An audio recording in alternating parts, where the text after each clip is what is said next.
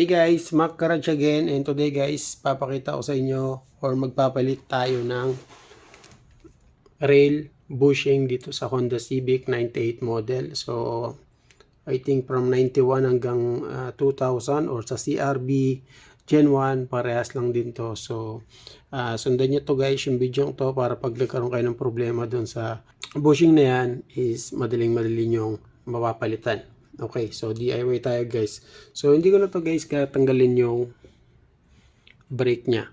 So what I mean, hindi ko na siya tatanggalin dito sa sasakyan at ilalagay ko pa dun sa aking table. So hindi ko na gagawin yung guys kasi magiging matrabaho lang yan. So ang gagawin ko is ibababa ko lang, tanggalin ko to isa, tsaka yung dito sa may ilalim, and of course yung dalawang tornilyo dun at tsaka dun sa isa, para lumaylay lang tong yung nag-hold dito sa ating gulong. And then ipupush ko lang yan, or madali lang to guys pukpukin. Pag pinukpok nyo yan, mabilis matanggal yan, and madali lang din siyang mapalitan. So yan. So issue guys, bakit ko kailangan palitan? Kasi sira na yung bushing, and then tuwing nalulubak ako is parang naiiwan yung gulong dito sa may kaliwa, dito sa driver side. And then may lagabog na rin pag pumipreno ako kasi lumalaban yung preno, and then ayun pumapalo. So tatanggalin ko guys, pakita ko sa inyo yung itsura niya na. Tigas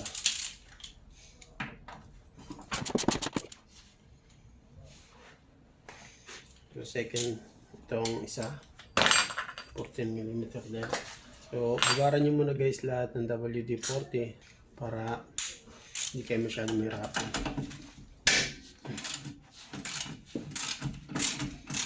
Yan. So niluluwag muna lahat.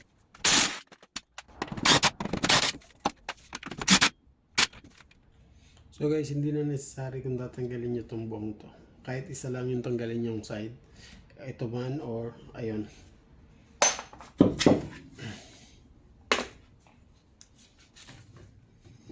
So guys, dito pala guys, tandaan nyo yung bago nyo tanggalin, tandaan nyo kasi ito yung camber alignment nyo. So pagka hindi nyo to naikabit ng maayos, pwedeng mawala sa alignment yung inyong gulong dito sa may likuran.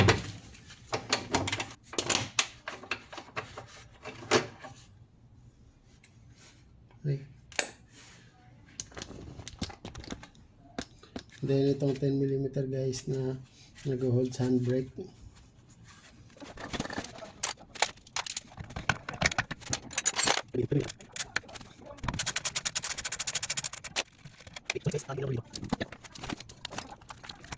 So ito yung isa. Ito yung isa. Doon sa likod naman yung isa. Dalawa yan.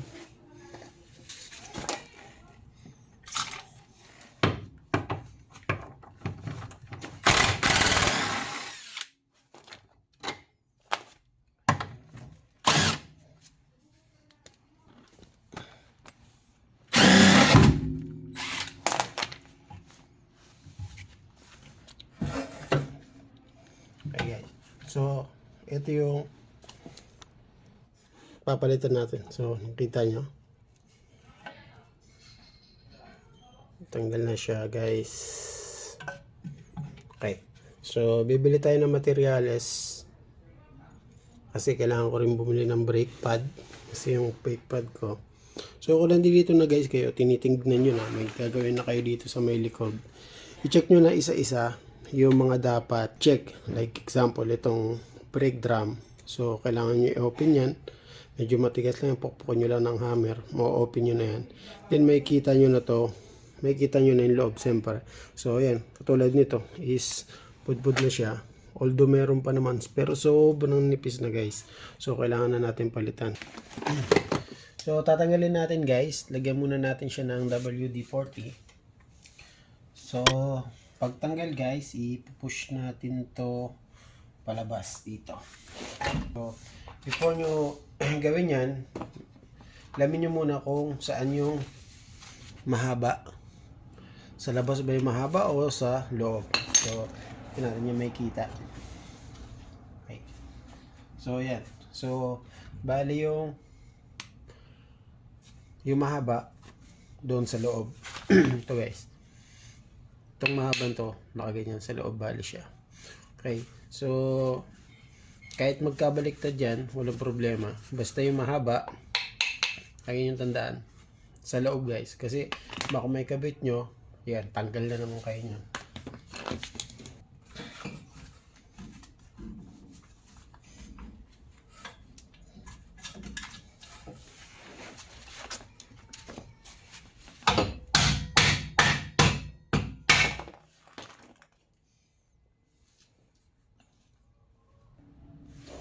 So guys, natanggal na natin yung arm bushing or yung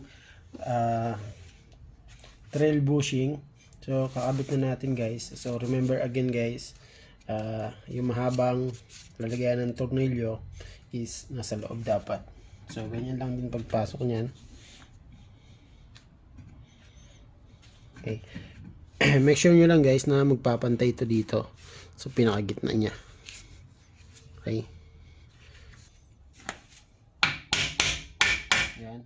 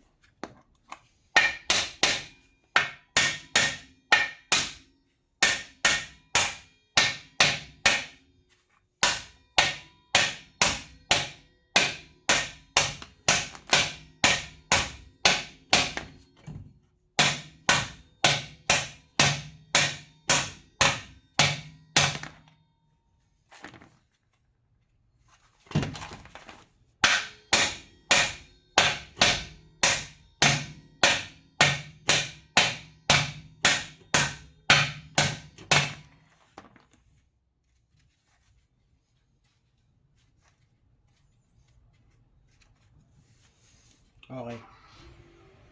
So ito guys. So hindi nyo siya guys isasagad hanggang dulo kasi kailangan nyo yan ng maggitna lang yung pasok nito. Yan. Kasi yan. Hindi ko mapakita sa likod eh.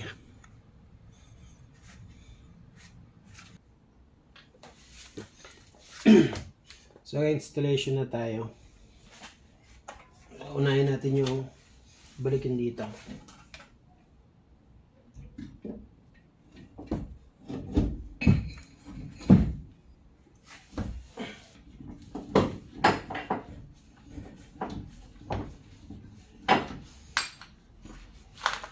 Right. And then yung dito sa may loob, sa may ilalim.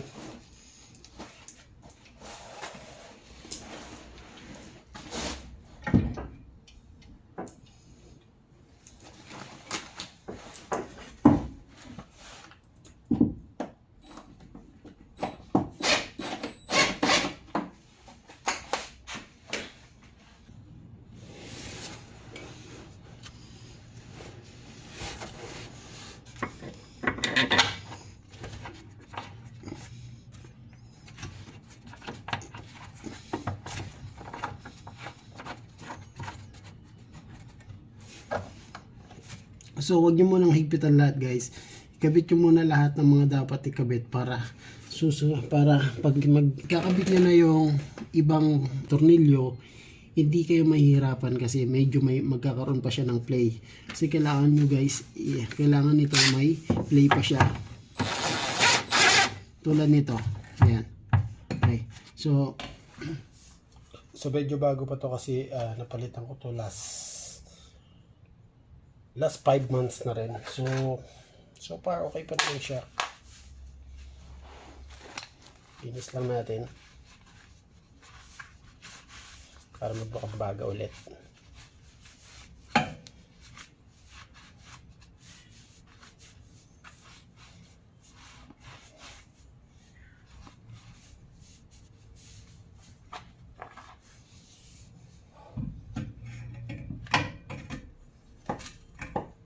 Bali, ganyan yun guys. Hindi siya nakaganyan. Okay. Yan po.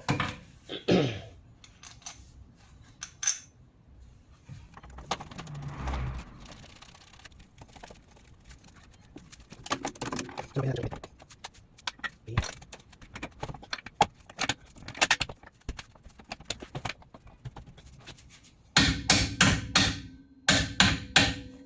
Kaya hindi nyo pwede guys higpitan kagad yung mga tornilyo kasi medyo mahirapan kayo magkabit-kabit katulad nito.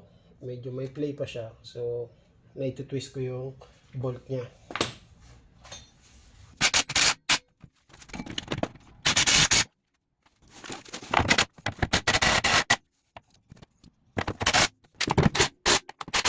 So, ang last na lang natin higpitan guys yung camber niya doon sa may ilalim. So, hindi ko hihigpitan kaagad yon right now kasi kailangan ko muna ikasa yung gulong and then i-check ko kung tama ba yung alignment ng ating gulong. So, at least ngayon guys, alam nyo na kung paano magpalit ng rail arm bushing dito sa may Honda Civic 98 model. Ayan. So, yung Honda guys is very simple. Kayang-kaya nyo to guys i-DIY. Hindi siya mabigat na trabaho kasi sobrang maliliit lang yung mga parts niya. Hindi mabigat. So, ilan lang tatanggalin nyo? Isang tornilyo dun sa baba. Then, pangalawa to. Or kahit isa lang yung tanggalin nyo dun. Either dun o kaya yung dito. And then, dalawang tornilyo dito. Dinakapit dito sa may arm. And then, yun dun sa may camber. Kaya nyo nang mapalitan yan. And then, yung pagpalit guys ng bushing, hindi rin naman kahirap kasi kaya nyo nang gumamit lang kayo ng martilyo, matatanggal nyo na yun. Hindi yan ganun kahigpit guys. Kahit yung mga bushing dito sa may likuran guys, ito mga to, hindi nyo na kailangan ng press dyan. Pukpuk lang, kayang-kaya na yan guys.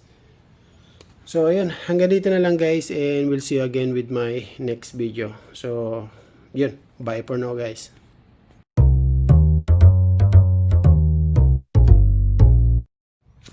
So guys, ito yung mga kailangan yung tools. Hammer, flat screw na medyo mahaba or matigas or siguro kahit may clay lang. Pansundot-sundot lang.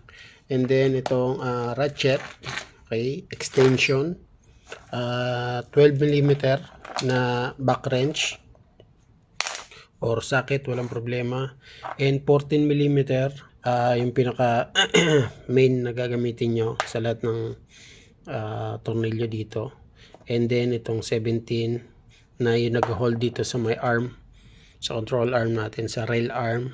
And then itong strap natin para hindi lang mapersa yung hose natin. So support niya lang yung kumbaga. So ayan. And of course WD-40 and Torx.